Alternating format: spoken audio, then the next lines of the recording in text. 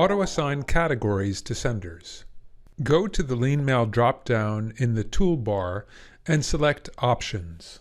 On the Instant Archive tab, go to the Ask to Categorize Mails from Senders and check the box. Then click OK.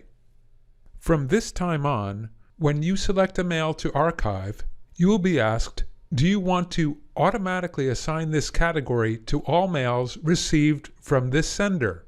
If you do, choose Yes. This pop-up will only occur once per sender. Once you've made a decision on that sender, it will not come up again. If you decide that you don't want this functionality, you can always click on Don't Show This Message Again. You can reactivate this message in the options. Now, every time you receive a mail from someone that is on your auto-categorization list, the mail will arrive with the category of your choice.